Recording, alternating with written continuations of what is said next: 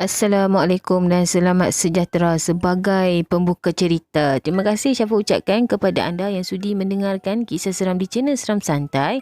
Dan Syafa mendoakan anda sentiasa dilindungi oleh Allah daripada gangguan manusia, iblis, syaitan dan juga jin. Okey, untuk episod kali ini Syafa nak kongsikan dengan anda beberapa kisah seram lah.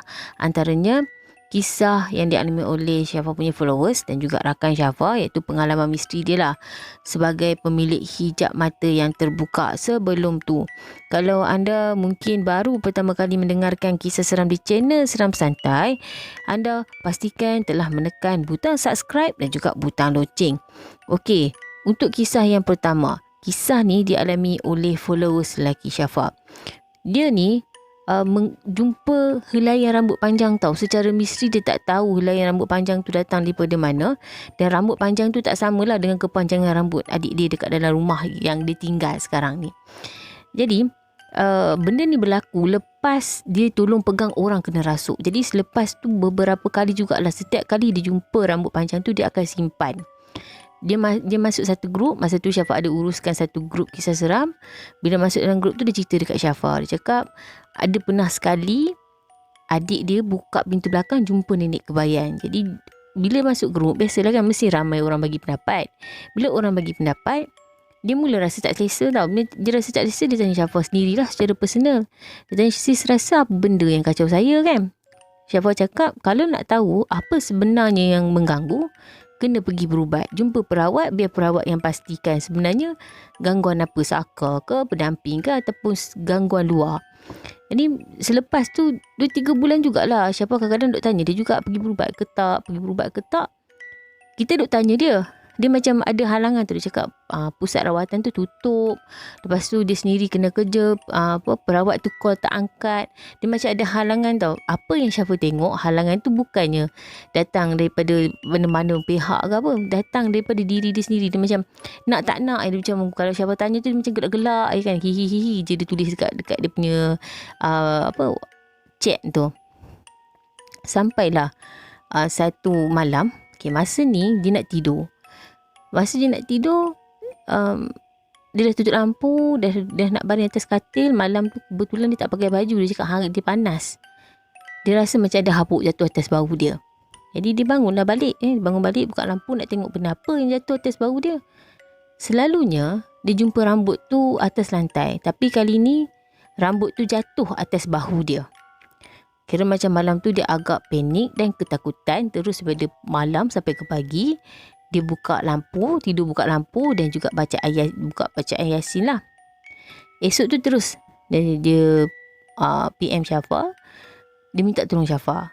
Syafa cakap tak apalah, Syafa akan refer dia punya kes ni pada kawan Syafa. Jadi kawan Syafa pun suruh Syafa minta gambar dekat dia. Bila cek, memang betul lah ada nenek kebayan suka dekat dia.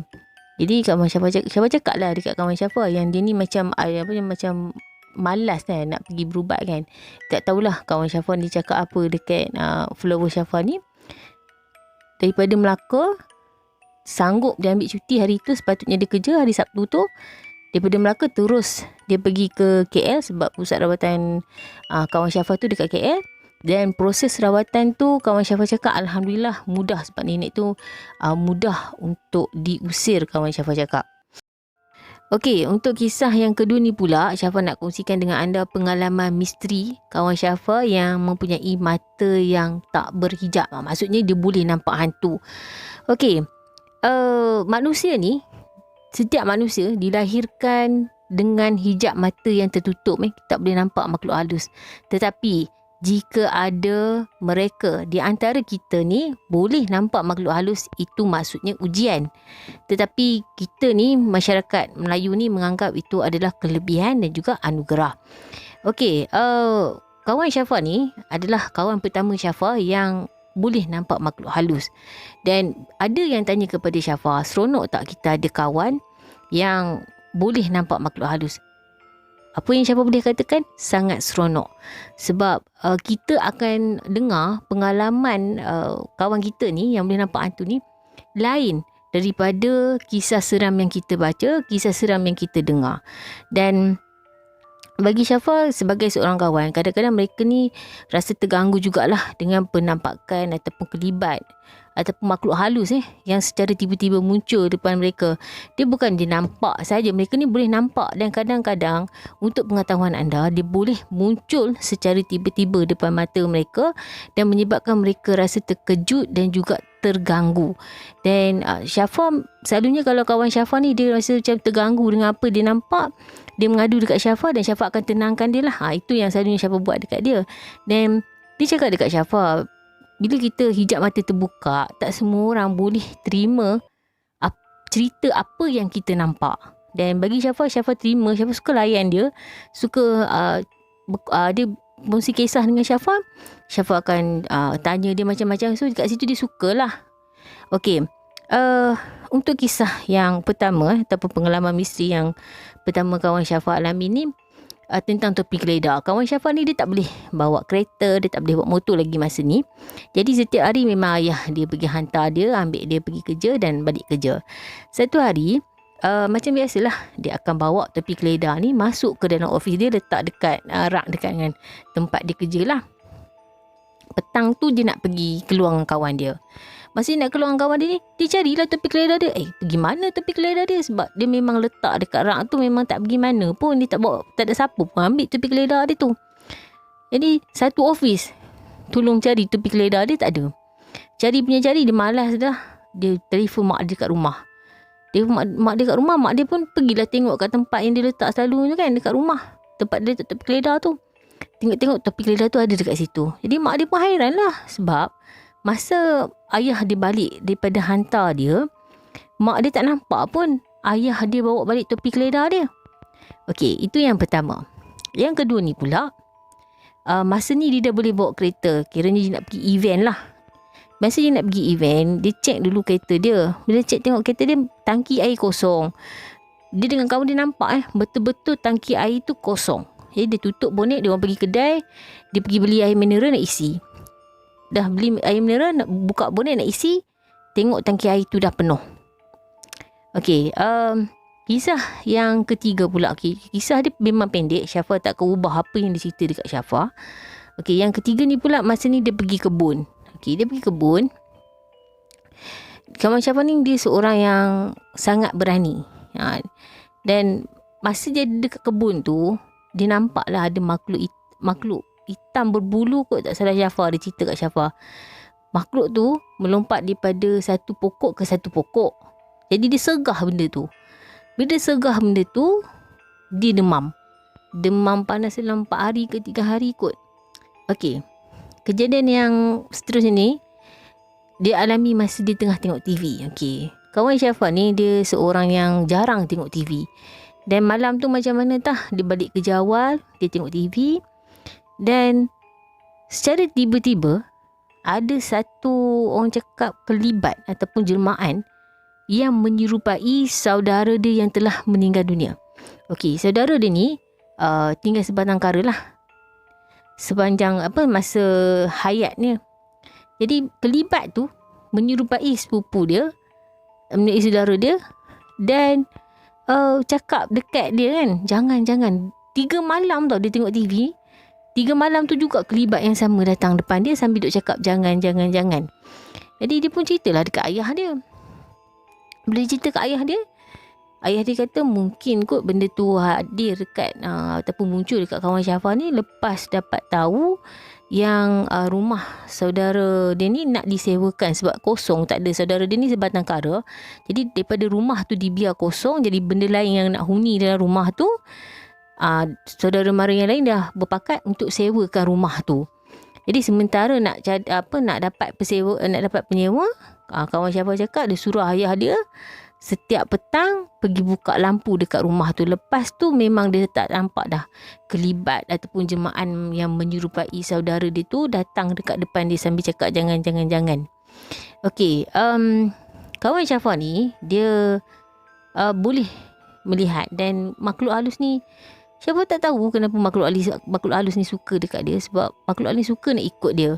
Macam dia seorang yang suka explore tau. Dia pergi ke satu pulau, tak salah Syafa pulau besar. Masa dia sampai ke pulau besar ni, dia balik, dia bawa ada lebih kurang 6 ekor makhluk halus yang dibawa tanpa dia sedar. Maksudnya makhluk halus ni ikut dia tanpa dia sedar. Jadi atas beberapa faktor keselamatan, dia memilih untuk menutup hijab mata dia, dan sekarang memang dia dah tutup hijab mata dia. Yang tu pun kadang-kadang hijab mata dia boleh terbuka sekejap. Macam sebulan selepas dia tutup hijab mata dia, dia pergi makan, dia secara tiba-tiba tau hijab mata dia terbuka, dia boleh nampak makhluk-makhluk dekat kedai makan tu. Dia cakap banyak lepas dia balik dia kejut. Selalunya dia kalau dia terkejut memang dia akan demam. Dan kawan Syafa ni baru-baru ni dekat dalam Facebook dia ada upload dia update ada satu status. Dia cakap dah tertutup tapi kenapa terbuka balik. Jadi Syafa tahu tak, dia cuba orang cakap berkias sebenarnya. Dan Syafa jawab balik, Syafa cakap alah, buka sekejap je tu, nanti tutup lah balik. Jadi dia macam, Syafa cakap kat dia macam tu, dia menenangkan dia jugalah. Sepanjang Syafa dalam bidang seram ni, Syafa dah jumpa pelbagai individu. Dan ada di antara individu yang demam, tiba-tiba hijab mata boleh terbuka. Ada yang terlibat dengan kemalangan, koma hampir 3 minggu, tiba-tiba boleh nampak hantu. Dan ada seorang kakak yang Syafa kenal ni, dia disihir teruk oleh bekas suami dia, pun secara tiba-tiba hijab mata dia terbuka. Dan mereka ini bukan tak pergi berubat.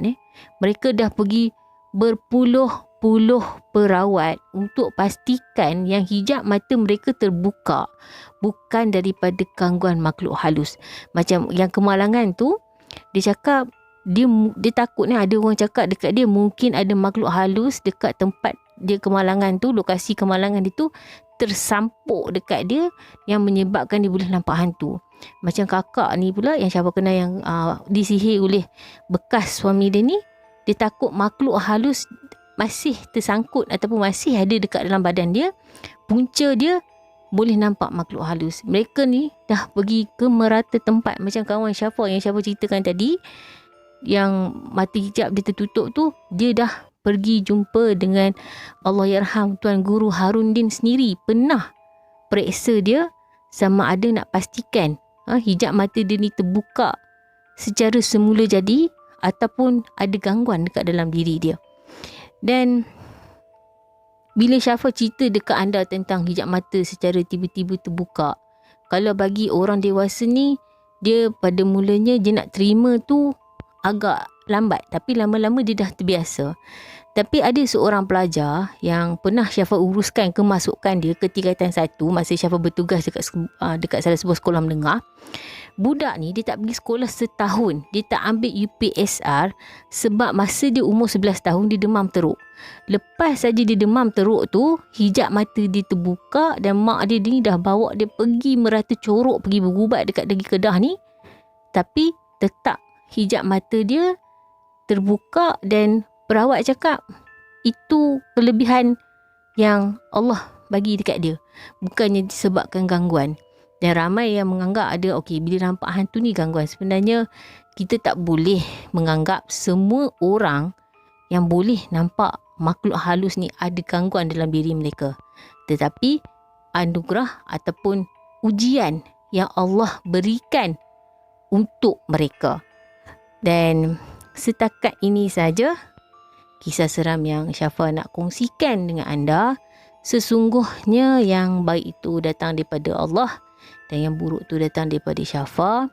Dan jika ada kekurangan, insya-Allah Syafa akan baiki daripada masa ke semasa.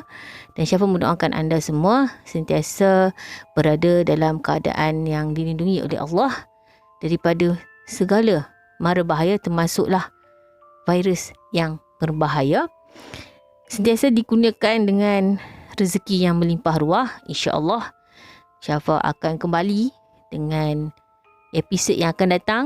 Kalau Syafa dibenarkan untuk menceritakan kepada anda tentang kisah kawan Syafa yang mempunyai hijab mata ni lagi, Syafa sedang tunggu dia punya kebenaran untuk ceritakan kepada anda pengalaman-pengalaman dia yang lain. Walaupun dia kawan Syafa masih lagi perlu minta kebenaran dia untuk bercerita tentang pengalaman dia.